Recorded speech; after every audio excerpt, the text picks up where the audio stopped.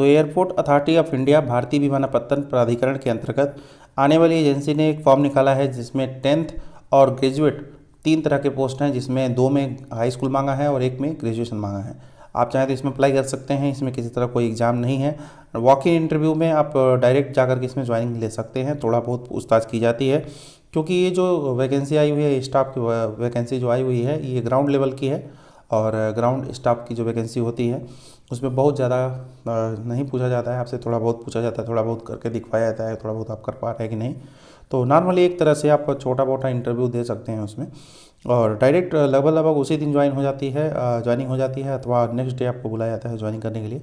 तो चलिए सबसे पहले आपको दिखाते हैं एडवर्टीजमेंट, फिर बताते हैं। एक चीज़ और बता दें, एयरपोर्ट अथॉरिटी ऑफ इंडिया की तरफ से या उनसे संबंधित जितनी भी संस्थाएँ हैं जो कराती हैं वैकेंसी को फुलफिल कराती हैं, काफ़ी लोग गलत लिंक पा करके फॉर्म भर देते हैं, जिससे उनके पैसे तो जाते ही हैं, साथ ही समय और गलत जगह से उनका डेटा भी लीक होता है।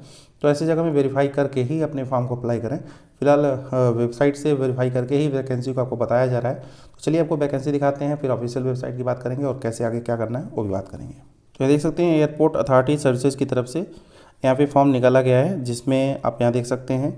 और ये जो वैकेंसी है, जो लोकेशन है, ये चेन्नई है। अगर आप भारत में कहीं भी जॉब करना चाहते हैं, कोई फिक्स नहीं है कि आप यहीं जॉब करेंगे। अगर आपको पैसे की बहुत ज़रूरत है, आप जॉब करना चाहते हैं तो कर सकते हैं। यह पूरी तरह से कॉन्ट्रैक्ट बेसिस पे है, किसी तरह परमानेंट नहीं है। ऐसा नहीं है आप लाइफ टाइम उसमें हो जाएंगे, लेकिन ऐसा भी नहीं है कहीं कि 1 या 2 साल 3 साल बाद आपको निकाल दिया जाएगा।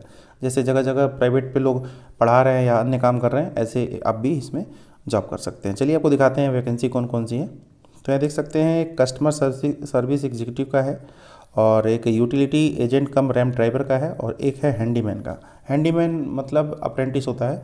आपने देखा होगा एयरपोर्ट्स पे जो आपके लगेज को, सामान को आपके पास से, जहाँ से आप स्कैन वगैरह कराते हैं, वेट कराते हैं, वहाँ से लेकर के और फ्लाइट में जहाँ पे वो लोड करते हैं, वहाँ तक की प्रक्रिया जो भी काम करना होता है वो हैंडीमैन करते हैं। ठीक है। यूटिलिटी एजेंट कम रैम्प ड्राइवर का मतलब होता है, आपने एयरपोर्ट में देखा होगा छोटे छोटे ट्राली ट्रैक्टर होते हैं जिस पे सारे सामान लग करके जाते हैं फ्लाइट तक, या आपने देखा होगा छोटी मोटी बसें चलती हैं उसमें, ये लोग ही एजेंट कम रैम्प ड्राइवर कहलाते हैं। बात रही कस्टमर सर्विस एग्जीक्यूटिव की, तो आप इससे समझ सकते हैं ये लोग काउंटर पे मिलते हैं, जहाँ से आपका टिकट वगैरह जो होता है उससे संबंधित होते हैं। या तो आपका स्कैन वगैरह करेंगे, या तो आप कुछ अगर इशू है आपको, तो ये प्रॉब्लम जो है सॉल्व करते हैं। मतलब इनको कस्टमर से ही स्पेशली मतलब होता है। ठीक है। कितनी वैकेंसी है और किस दिन वॉक इन इंटरव्यू है, देख सकते हैं इसी महीने में है। मतलब कुछ दिन ही शेष है, 4-5 दिन शेष है। आप सेम डे में, यदि 1 हफ्ते में आप चाहते हैं जॉब पाना, अगर आप कहीं भी जॉब के लिए ढूंढ रहे थे, ठीक है, तो आप यहाँ अप्लाई कर सकते हैं। अब बात आती है जाना कहाँ है। चेन्नई देख सकते हैं, ये एरिया है जहाँ पे आपको जाना होगा। अलग अलग देख सकते हैं, यहाँ पे लिखा हुआ है कॉलम बना करके सेम लोकेशन पे। अब आपके दिमाग में आ रहा होगा सैलरी जान लें इसकी कितनी है, तीनों की अलग अलग। ठीक है, मतलब कितने सैलरी पे आप वहाँ जा सकते हैं। तो ये देख सकते हैं यहाँ पे बात करें पहले वाले पोस्ट के लिए, इसमें 21,300 आपको पर मंथ सैलरी मिलने वाली है, जिसमें क्या किसके लिए एज मैक्सिमम बाउंडेशन यहाँ लिखा हुआ है। साथ ही आपको ग्रेजुएशन होना चाहिए। ठीक है, अगर ग्रेजुएशन के अलावा किसे प्रेफरेंस दिया जाएगा वो चीज़ यहाँ लिखा है, आप डिटेल में पढ़ लीजिएगा। बात कर लेते हैं रैम ड्राइवर की। तो ड्राइवर का समझ सकते हैं, आपके पास लाइसेंस होना चाहिए HMV का, मतलब ये हैवी मोटर व्हीकल का लाइसेंस। हैवी लाइसेंस आप पता कर लीजिएगा जिसको नहीं पता होगा, हाई स्कूल के साथ। ठीक है, वो भी 3 साल पुराना होना चाहिए। 19,350 रुपये आपको पर मंथ सैलरी, और एज सामने लिखा हुआ है। बात करें हैंडीमैन की, जो कि अगर आपके पास विशेष कुछ योग्यता नहीं है, बस हाई स्कूल या इंटर ही आप केवल कर पाए हैं, तो आप ये हैंडीमैन को भर सकते हैं, और इसमें 17,500 के आसपास आपको सैलरी मिलेगी, जिसमें एज सामने लिखा हुआ है। ठीक है।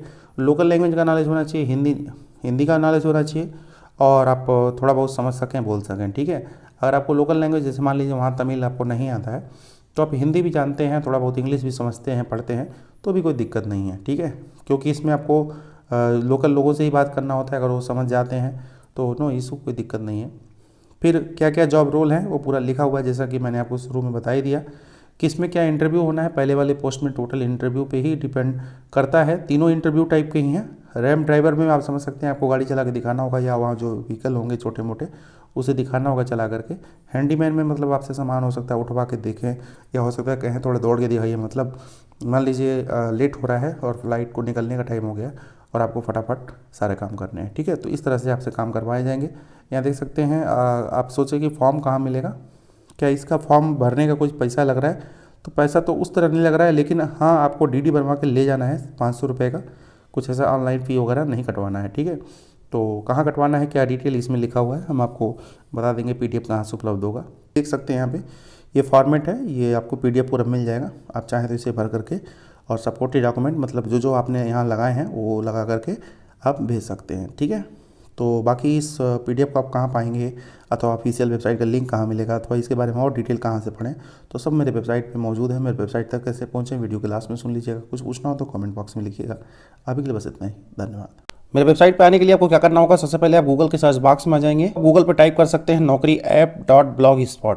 जैसे ही आप इसको टाइप करेंगे और सर्च करेंगे, सीधे मेरा ही वेबसाइट फिर आपको दिख जाएगा। और देख लीजिए, इस पर नहीं करना है आपको, इस पर करना है। आप इस पर फर्स्ट लिंक पर आप क्लिक कर देंगे और सीधे मेरे वेबसाइट पे पहुंच जाएंगे। देख सकते हैं यहाँ से भी मेरे ऑफिशियल वेबसाइट पे आप पहुंच सकते हैं।